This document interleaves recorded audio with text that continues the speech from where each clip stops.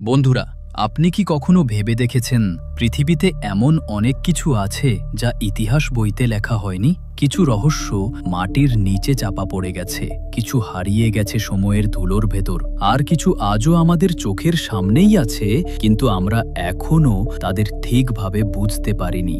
আজ logic dive আপনাদের নিয়ে যাবে ইতিহাসের সেই 10টি সবচেয়ে রহস্যময় ও অবিশ্বাস্য আবিষ্কারে, যেগুলো বিজ্ঞান, ইতিহাস আর সাধারণ যুক্তিবোধ সব কিছুকে চ্যালেঞ্জ জানিয়ে আজও প্রশ্ন ছুড়ে দিচ্ছে। তাহলে প্রস্তুত তো? চলো ডুব দিই রহস্যের গভীরে। নম্বর 1, অ্যান্টিকিথেরা মেকানিজম। প্রাচীন যুগের কম্পিউটার ছবিটা দেখুন বন্ধুরা, একটা মোর্চেধরা পুরনো যন্ত্র, দেখতে যেন জাহাজের কোনো অংশ। কিন্তু আপনি জানেন কি, এই মেশিনটি প্রায় 2100 বছর পুরনো।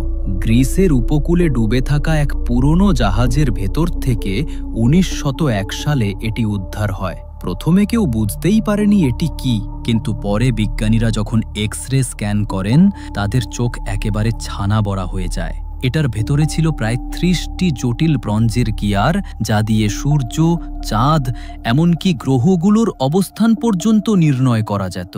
এটা ছিল এক ধরনের খগোলীয় ক্যালেন্ডার, যা সূর্যগ্রহণ, চন্দ্রগ্রহণ আর এমনকি অলিম্পি গেমসের তারিখও জানাতে পারত। কিন্তু ভাবুন তো, যখন বিদ্যুৎ, মোটর বা কম্পিউটার কিছুই ছিল না, তখন কিভাবে সম্ভব হলো এত উন্নত মেশিন বানানো? এটাই রহস্য। বিজ্ঞানীরা আজও বলেন এটা যেন সময়ের ওপরে তৈরি এক প্রযুক্তি, যেন ইতিহাসে হারিয়ে যাওয়া কোনো উন্নত সভ্যতার প্রমাণ। Number 2, Dead Sea scrolls. ঈশ্বরের গোপন চিঠি। 1099 সাল, এক মরুভূমির গুহায় এক রাখাল তার হারানো ভেড়া খুঁজতে গিয়ে অজান্তেই ইতিহাসের দরজা খুলে দেয়। সে একটা পাথর ছুঁড়ে দেয় গুহায়, ভেতর থেকে আসে ফাঁপা শব্দ। ভেতরে ঢুকে সে দেখে মাটির পাত্র ভর্তি পুরনো পাণ্ডুলিপি। এগুলোই পরে পরিচিত হয় ডেড সি স্ক্রলস নামে। হাজার হাজার বছর পুরনো এই লেখা হিব্রু, গ্রিক আর আরামাইক ভাষায় লেখা। এগুলোর মধ্যে আছে ধর্মীয় নির্দেশ, গোপন বিশ্বাস, এমনকি এমন কিছু রহস্যময় বার্তা যার অর্থ আজও কেউ পুরোপুরি বুঝতে পারেনি। সবচেয়ে বড় প্রশ্ন ছিল, এই লেখাগুলো কে লিখেছিল? এগুলো এখানে লুকানো হয়েছিল কেন? অনেক ইতিহাসবিদ বলেন এগুলো কোনো প্রাচীন গোপন সমাজ বা হারিয়ে যাওয়া সভ্যতার শেষ বার্তা হতে পারে। আজও ডেড সি স্ক্রলস গবেষকদের মনে এক অমীমাংসিত প্রশ্ন হয়ে আছে। Number 3, Dendera light. মিশরের রহস্যময় বাল্ব। প্রাচীন মিশরের মন্দিরগুলো আলোকিত ছিল, কিন্তু প্রশ্ন হলো তখন তো বিদ্যুৎ ছিল না। তাহলে কিভাবে তারা অন্ধকার পাথরের ভেতর সেই সব দেয়াল চিত্র তৈরি করলো? মিশরের ডেন্ডেরা মন্দিরে আছে এক আশ্চর্য খোদাই, একটা বিশাল বাল্বের মতো আকৃতি, যার ভেতরে এক সাপের মতো নকশা। অনেকে বলেন এটি প্রাচীন ইলেকট্রিক ল্যাম্পের চিত্র। বিজ্ঞানীরা দ্বিধায়, এটা কি দেবতাদের প্রতীক নাকি সত্যিই প্রাচীন বিদ্যুতের প্রযুক্তি?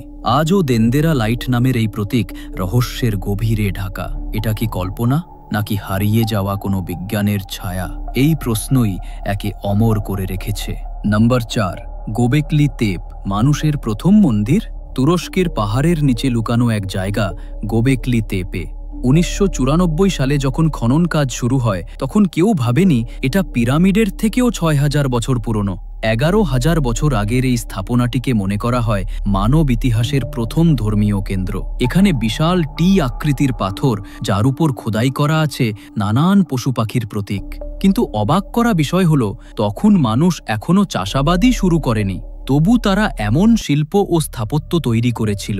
গোবেকলি তেপে প্রমাণ করে মানুষ আগে ধর্ম ও বিশ্বাসের বোধ তৈরি করেছিল, তারপর সমাজ ও কৃষির উদ্ভব হয়। এ যেন ইতিহাসের নিয়মটাই উল্টে দেওয়া এক স্থান। নম্বর 5, সাকারা বার্ড। প্রাচীন বিমানের রহস্য। 1898 সালে মিশরের সাকারা শহরের এক কবর থেকে পাওয়া যায় কাঠের একটি ছোট্ট পাখির মূর্তি। দেখতে সাধারণ মনে হলেও এর ডানাগুলো একেবারে বিমানের ডানার মতো সোজা ও সমতল। বিজ্ঞানীরা এর মডেল বানিয়ে পরীক্ষা করেন, আর ফলাফল চমকপ্রদ।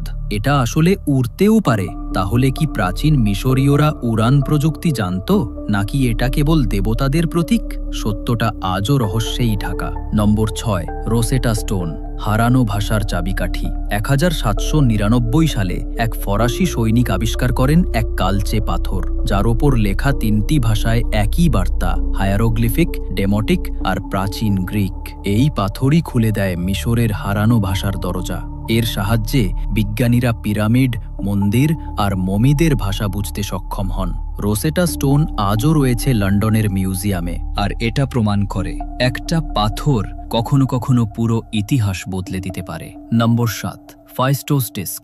মাটির ভেতর লুকানো ভাষা গ্রিসের ক্রিট দ্বীপে 1908 সালে খনন করতে গিয়ে পাওয়া যায় একটা গোল মাটির ডিস্ক, যাতে ঘুরন্ত চক্রের মতো অনেক অজানা প্রতীক খোদাই করা। এই প্রতীকগুলোর ভাষা কেউই আজ পর্যন্ত পড়তে পারেনি। এগুলো হয়তো ছিল এক হারিয়ে যাওয়া সভ্যতার গোপন লিপি অথবা কোনো প্রাচীন কোড। ফাইস্টোস ডিস্ক এখনও বিশ্বের সবচেয়ে অমীমাংসিত রহস্যগুলোর একটি। নম্বর 8, স্টোনহেঞ্জ। পাথরের বৃত্তের গোপন শক্তি। ইংল্যান্ডের সবুজ প্রান্তরে দাঁড়িয়ে আছে বিশাল পাথরের সারি, যেন কেউ অদৃশ্য হাত দিয়ে সাজিয়ে রেখেছে এক নিখুঁত বৃত্তে।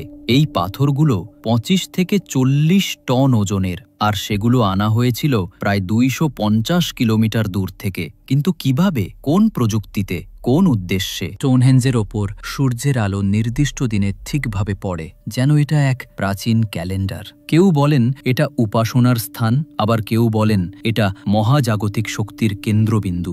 আজও বিজ্ঞানীরা একে ব্যাখ্যা করতে পারেননি। নম্বর 9, ভয়েনিচ ম্যানুস্ক্রিপ্ট। এমন এক বই যা কেউ পড়তে পারেনি। 1912 সালে এক পুরনো লাইব্রেরি থেকে পাওয়া যায় এক অদ্ভুত বই। ভেতরে এমন সব অক্ষর, প্রতীক আর গাছপালার ছবি যেগুলো পৃথিবীর কোনো পরিচিত ভাষার সঙ্গে মেলে না। শত শত ভাষাবিদ, কোড ব্রেকার, এমনকি কৃত্রিম বুদ্ধিমত্তা চেষ্টা করেও হেরেছে। কেউ বলেন এটা ভিন গ্রহের ভাষা, কেউ বলেন এক প্রতিভাবান মানুষের তৈরি গোপন বিজ্ঞান বই। 600 বছর পেরিয়েও আজও ভয়েনিচ ম্যানুস্ক্রিপ্ট রয়ে গেছে এক অপঠিত রহস্য। নম্বর 10, চীন শি হুয়াংস টুম্ব। মৃত সম্রাটের পাহারাদার সৈন্য চীনের প্রথম সম্রাট চিন শি হুয়াং তার মৃত্যুর পরেও চেয়েছিলেন অমর হতে। 1096 সালে কিছু কৃষক কুয়ো খুঁড়তে গিয়ে হঠাৎ আবিষ্কার করেন মাটির নিচে হাজার হাজার সৈন্য দাঁড়িয়ে আছে, যেন জীবিত মানুষের মতো। এই টেরাকোটা আর্মি, প্রতিটি সৈন্যের মুখ, ভঙ্গি, পোশাক আলাদা। তারা পাহারা দিচ্ছে এক সমাধি যা এখনো পুরোপুরি খোঁড়া হয়নি। চীনা সরকার এখনো সেই মূল সমাধি খুলে দেখেনি, কারণ ভেতরে নাকি এমন রাসায়নিক ও পারদ মিশ্রিত গ্যাস আছে যা মানুষ সহ্য করতে পারবে না। সম্রাটের কবর আজও অজানা রহস্যে ঢেকে আছে।